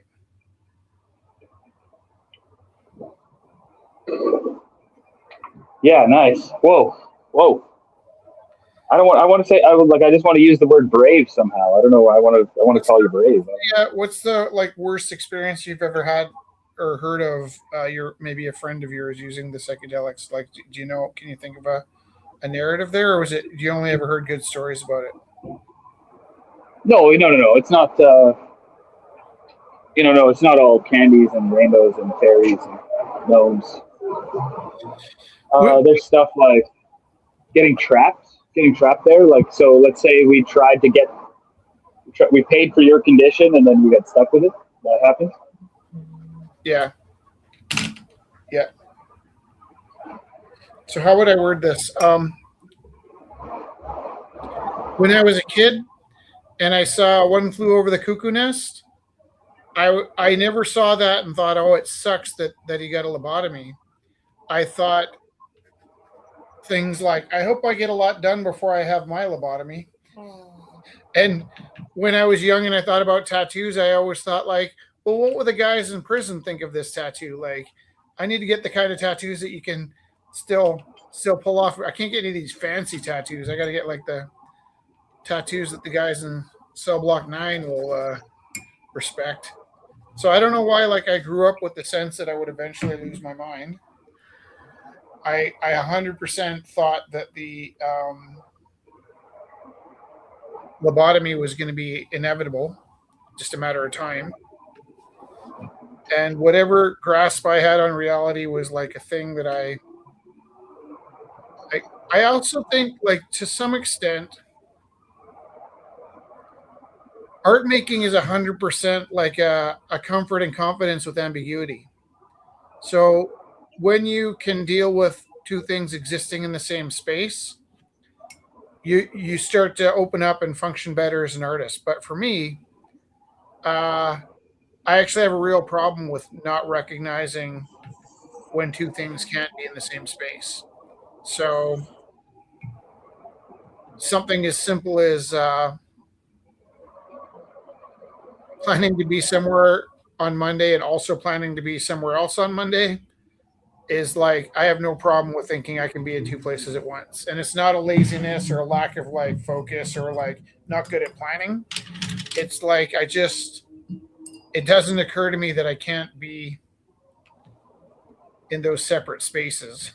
And I have to, even once I figure that out, I still have to kind of concentrate to separate the spaces. Just send one of my personalities to this meeting and my other personality to the other meeting. And I also had kind of like a really intimate relationship with the way that Van Gogh lost his mind. That when I was a kid, and then my mom told me that he cut his ear off she said because a prostitute had rejected him. I envisioned it as a child would have a tantrum and say, if you don't love me, then I'm going to cut my ear off. Look how angry and painful I am. But later on in life, when there was like moments when I was kind of losing my grip, I realized it's more like if my shoelace was untied, I would think to myself, oh shit, my shoelace is untied. I better bend down and tie my shoelace. But then like when you're kind of going through like crazy moments, you're like, oh, I'm having a bad day. Maybe I'll cut a finger off. Is more like my shoelace is untied. And then the next day when your finger's gone, you're like, why did I think cutting my finger off would make that situation better? And that's kind of an exaggeration, but I do think that maybe that's kind of how I understand and envision madness. That it's like when really bad ideas still sound like good ideas, or when like really just things that won't work feel like they're going to work anyways. And that's why psychedelics don't appeal to me, because I need somebody strong enough to hold me down if I get the urge to hack my arm off.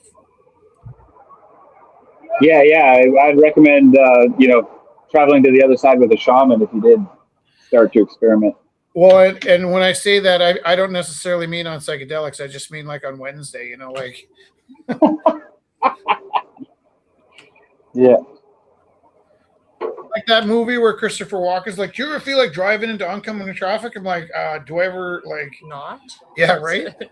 it's constant, and it's like it takes constant concentration to not. I think it's more of a curiosity of like, what does it look like behind the curtain, rather than like me. There's not morbidity and it's not depression. It's just like what's on the other side of that barrier. I want to use I want to use the word brave as well to describe you, Jess. You know, with which is comfortability. You know, with this subject matter and how you're existing in it with it. Oh. I appreciate your patience. You know, because this isn't a podcast topic. Maybe we should talk about this in private or. I don't know. It's kind of interesting too because Did that sound way worse than I thought it did? I thought I was just No. It's healthy. No. It's all good. Yeah. Because like you can't. Yeah. Yeah, but what if like when you're not making good decisions, you're with somebody you care about, and you just think, oh, you know, Jess can't reach her toothpaste, so I'll hand her toothpaste, and oh, she's got 2 arms, she only needs 1 arm. You know, like no. Like she'd be more perfect if she only had 1 arm. What I like about you and your like ability to talk about things and your experience is that you like that you are open to it, and that it's like maybe you feel safe enough to talk about it, which is really nice. And then I think I'm kind of wigged out why you guys think it's not safe. But what that did I see something weird again? I don't like no. Like you own a motorcycle still, right? Yeah. Oh man, don't get me started about riding the motorcycle. I bet riding a motorcycle is psychedelic. I want one, but no, not for me. Here's a personal question, Zach. Yeah. When you grew up, did you have a special folder at school? Oh, were they following me around? I don't think so. The kind of folder that like monitored whether you were taking your medication or not. No, goodness, no. Okay, well, kids take Ritalin if they have ADHD, and what they don't know is if you put a kid on that has ADHD on a motorcycle, they don't need Ritalin. Like when you're on a motorcycle, your brain goes into like pure natural focus. Yeah. I mean, even more relatable would be extreme sports. Yes, I'm going to explain that to you. When you've got the gleam, I don't know what your generation called it. What do you call it? Have you ever heard the word gleam? Yeah, but we didn't use that. No. Well, you didn't ride banana boards either. Lords of Dogtown. Have you ever had a banana board? I've ridden all kinds of boards. I don't know that I've ever owned one, but Would you call a banana board a penny board? yeah, I think that's it. Yeah. Well, guess what? Those are banana boards. Do you know these kids? Guess what? You're a poser. Oh, No. it's true. It's true. It's okay. I'm cool with it. Look at this. Can you see the screen, Zach? It's not out of focus. That's the photo I took. Oh, cool. Yeah. Okay. Do you know these guys from the gallery? They might have been a different generation. Anyways, I intentionally took a blurry photo of them because I think they're going to do some artwork. Nice. But they were pretty impressed with you, I think.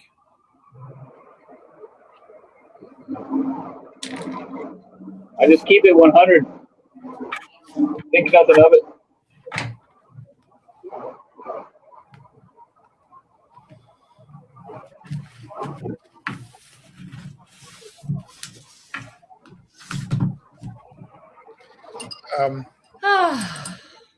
I picked this phrase up from you, but I think the Riverbirds have been having some big ups. Yes, my guy.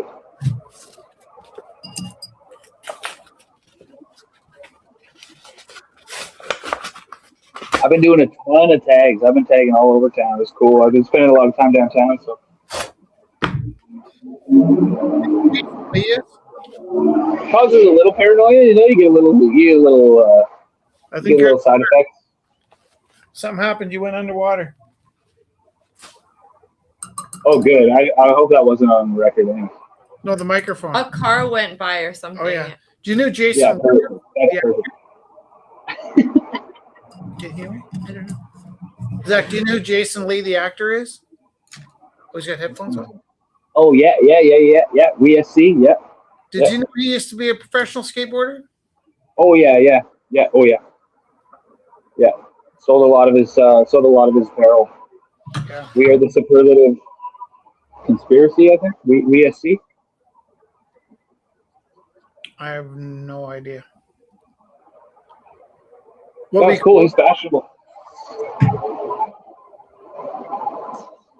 That skater energy is something else. Well, I just watched a video of him talking about photography, and he was shooting on a Leica, and he was taking some road trips, and I thought that was pretty interesting. But he really tied it all back to skateboarding, and I thought that was pretty neat because my daughter was dating a professional skateboarder in London, and she asked me what I thought about that. And looking back, I kind of wish I had a more I wish I had more flow to my answer. Yeah, hindsight's 20/20. Yeah. But skateboarding teaches a lot of really great things, like persistence, endurance, risk management. Yeah. It's also a way to manage some healthy dopamine. Yeah. And some independent stuff. The thing about extreme sports. Fully under your control, where you need a lift ticket to go snowboarding. But skateboarding, I think the biggest drawback of skateboarding in Canada is the winter. You have this dream, and then 8 months a year you're shoveling snow, and then you're shoveling gravel. Oh yeah. No, Calgary is. They don't gravel the streets in Vancouver. Calgary doesn't get enough credit. It's a breeding ground for high achievement. Yeah. There's a lot of adversity out of Calgary that people overcome. Graffiti, skateboarding. Yeah. Whatever. You have to move from Calgary to appreciate it. Probably, yeah. It probably feels like a dead end. And imagine how much we'd love Canada if we moved to the States. We get those maple leaf tattoos. Yeah. Lacrosse stick tattoos. I actually dated a girl that went to study acting in New York, and the first thing she did was get a Made in Canada tattoo. And then I remember on Canada Day, she wanted to go to the park and celebrate Canada Day, but she couldn't because it was too hot, and she didn't want to wear a tank top with her Made in Canada tattoos. Like, well, you did this to yourself. But kind of like if you go to art school and you get a paint palette tattooed on your forearm.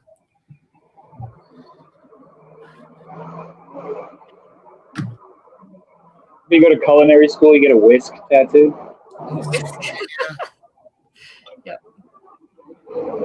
Yeah, actually, right before I went to go study writing, I did get the idea to get an old-fashioned Remington typewriter tattooed on me, and I immediately, what a mistake that would have been. Oh, I feel like typewriters are pretty cool, though. I don't know. Well, it's kind of wonky, yeah. Yeah, it'd be kitschy. Yeah, it'd be cool. What was your worst idea for a tattoo?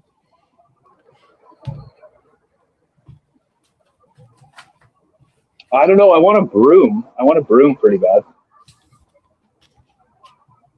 I have a million bad tattoos though. What? Should I show you one? Yeah. Is it a new one? I'm gonna put. Yeah. I mean, yeah. I guess my latest. You want? We're in a bad spot here. Putting your full screen there. I got this like really bad cowboy boot. That's not bad.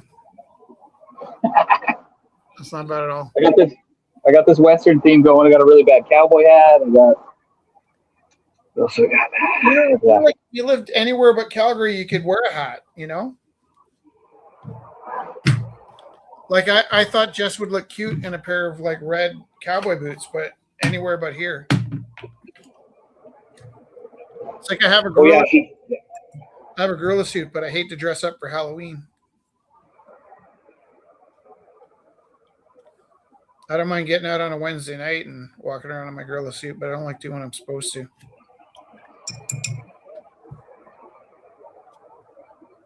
Yep, we're contrarians, Rich. 1000%. There's no better explanation. Yeah. That's actually how I managed to skip the drug problems that most of my contemporaries grew up with. Oh, because like doing drugs was a thing and then not doing them was contrarian? Yeah. Like the second time, I'm going to say the second time. The first time doesn't count. The second time I was offered pot, which is fairly simple, but I was very young.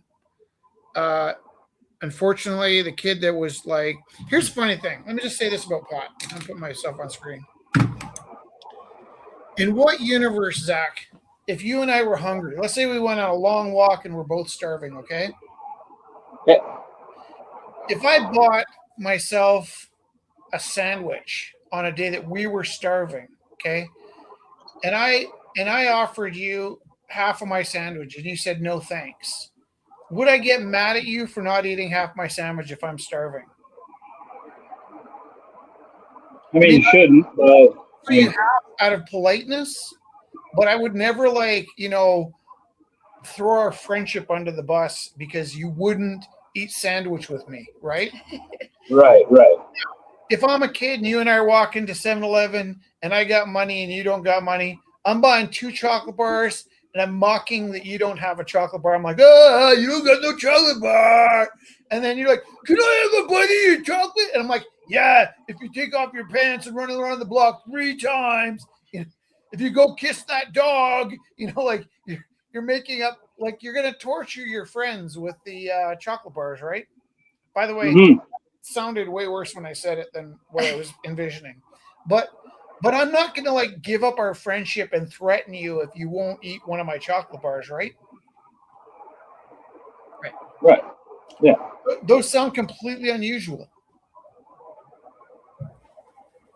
Interesting. But every single kid in their life faces that point where some kids grabbed a dime bag and they're like, you want to go try this with me? And they're like, yeah, not right now. And then look, and they freak out because you're not loser, narc.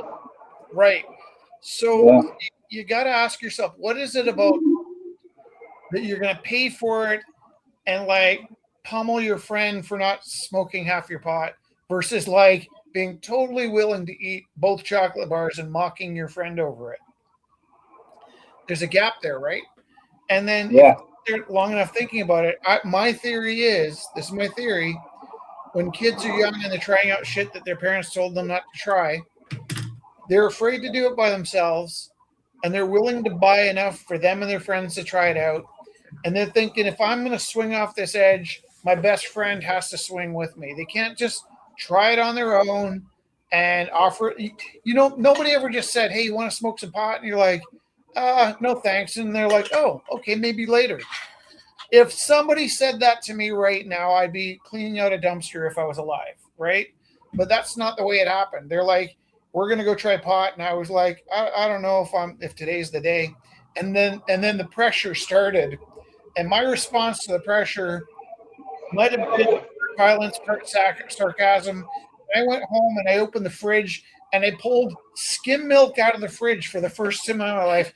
And I'll tell this story to all kids at school all the time. They're like, Mr. Taylor, did you ever do drugs when you were young? And I'm like, it so happened that the first time I was offered drugs, I was also the attempt for peer pressure happened. And out of sheer response, I remember it was the first time I reached for the healthy milk. instead of the milk my mom said was fattening, right? I was like, not today. Closed, went home, opened the fridge, and thought, I'm having a glass of skim milk today. So part of the reason I became a square is because somebody leaned on me. That's being That's amazing. The reason you're square is because you're too punk rock? Right? the reason I'm square is if you told me to sit, I had to stand. And Yeah. and the idea that I had to do tripod that day was like did not fit my identity of like you can't tell me what to do.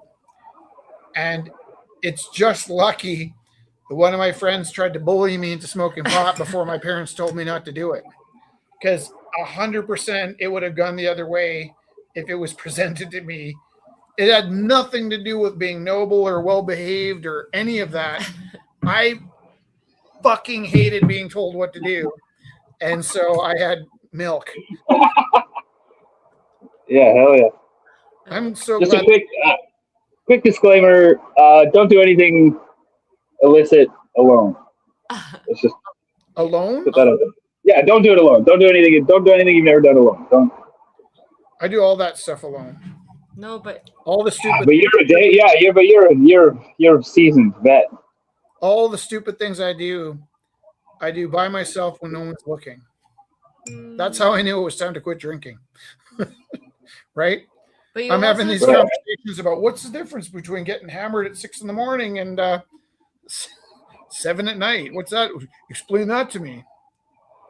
Jess did not talk me out of it. She's like, sounds good to me. We didn't go to school drunk ever. that is hard. That is like We weren't that edgy. no. Yeah. Not out of responsibility, but just out of sheer survival. It's an impossible job That to is do impossible. when you have your wits about you. Yeah. You're like totally healthy and well slept, and it's still hard. Like This idea that your math teacher in junior high kept a bottle under his desk, yeah. that was just a bottle of dreams. There's no way. Bottle of dreams. There's no way. That was just wishful thinking.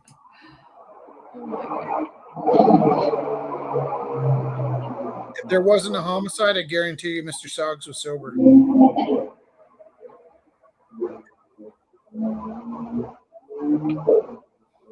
The idea of functioning alcoholics does not exist in teaching.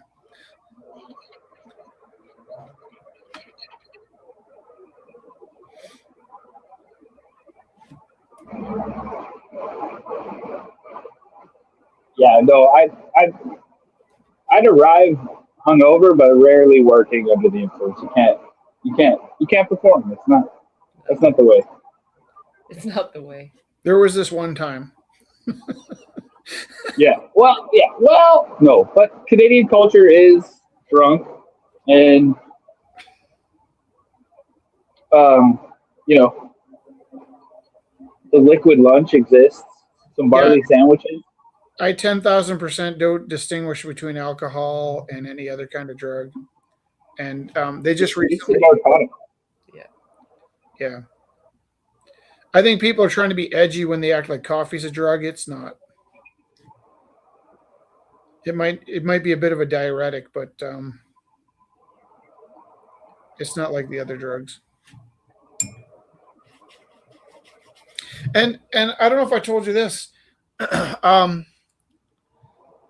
When Darcy passed away, Harold invited me to the wake, and I was like trying to work my way through how I felt about that. And I mentioned, well, I don't know what I would do at the wake because I don't really drink anymore. And Harold had said, well, I also quit drinking, but at the wake, I'm gonna take a break from that promise. And I remember thinking to myself, that's a great plan, actually. Like, like Fight Club, in death, we have names. I was like, okay, that's a pretty good plan. Like, I'm not somebody that drinks, but maybe it would be respectful for me when a friend of mine passes that I have one drink in honor of them moving on to the other side, moving past the curtain. And I kind of talked to the Jess about that. And she wasn't adverse to that idea. And But then we're trying to decide, well, what would be the right amount, right? And my first thought was just one drink when a friend passes, and then I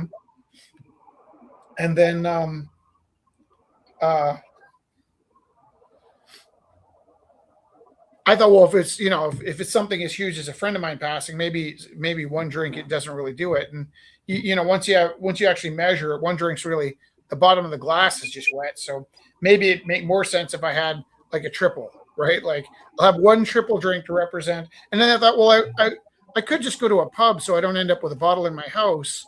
But if I were to have that special drink, I'd rather it not be sort of marred by the public space of being in a pub. Maybe it'd make more sense if I just picked up a small, maybe like a Mickey or something, and keep that in my house for when my friends pass. And then I was kind of working that out. And then I wondered if they still sold bourbon in Canada, because that's what I'm really missing. And I knew that there were some issues with I think in Manitoba they're not selling bourbon. So I started researching on the interweb about whether you can buy bourbon in Alberta. And then that's when I started, like, as soon as I saw the bottles and started like making a decision about like, oh, this is the size bottle and maybe it makes sense to have a bottle on hand, I immediately started running through my head, my other friends that might be getting older in life and thinking like, oh, when will the next bottle be? And I realized when I started like calculating my next drink based on like, Deaths. yeah, who in my life might go next, I realized this is probably gone beyond Unhealthy. yeah. And I actually tend to think that quitting drinking is where that binge mentality comes from, more so than being a drinker. Because when I drank, I wasn't ever feeling that way. But now that I think this time spent going without drinking, if you like it, that's where that bounce back comes from. Is you think you're gonna have a drink and you wake up 2 weeks later in Mexico or something. That tattoo name. That was probably more than I needed to share. Yeah, sorry. Maybe it's all just for theater, though. Maybe none of this is That's real. right. That's right. It's total. We're on stage. I would say that the Isle of Roux is a little truer than the Rumble House, even. I think a lot of what was going on during Rumble House, in my mind anyways, was a performance. And even moments where we got grumpy and snapped at each other, that was like great. That was great theater, right?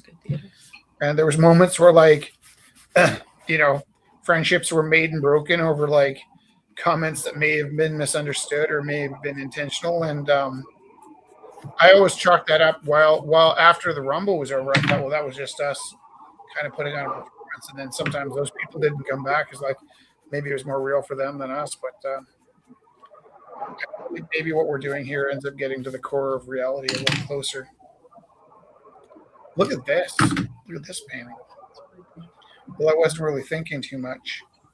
I am kind of looking forward to when I get the urge to sit down with the photos we've been taking and start painting those. Really beautiful. 9 o'clock. That night blew past really fast. Good company. Thank you. Thank you so much for having me. Yeah. Thanks for letting us read the book and talking about the book and chatting. Do you have a nephew that might want to read it? I got 2 nephews that I don't know. Are they readers? If they're my brother's kids, I doubt it. Sorry, Spence. That's kind of who I'm looking for, is kids that don't think of themselves as readers. Yeah, or old enough yet, maybe like middle school. Yeah, that's a great idea, actually. I need to reconnect with that family. Thinking about you, Spencer. Shout out Spenny. Shout out Deacon. Shout out Caleb. Jesse, also, shout out Captain Ibrahim. What's up? Oh, look at that. Love it. The revolution will not. I am so bad at painting, man. Oh my god, this is the guy. Sorry. Wow. I'm so rusty, man. I put my studio away. I love it. Oh, it's good. I will bring you something to trade for that the next time I come. Hey, I'm coming to town. I'm coming to Calgary mid-August. Nice. Okay. So we'll see ya. Awesome. We'll see you then. Yeah, we'll get a coffee, something. Awesome. Nice seeing you. And nice seeing you. Oh, very cool, Kelly. Very cool. Did I share too much tonight? Was that like? No, it's good. Okay. Nice. You're keeping an eye on me, right? Yeah, you're doing good. See you guys later. See you later. See you, Kelly. Love you. Oh, Love look. you. Thanks, Love everybody. you. Love you. Nice seeing you, everybody. Nice seeing you, Theo. Nice seeing you, Zach. Nice seeing you, Kelly. Thanks, everyone, for joining. Yes, guys. Nice Have a seeing lovely week. Have a lovely week.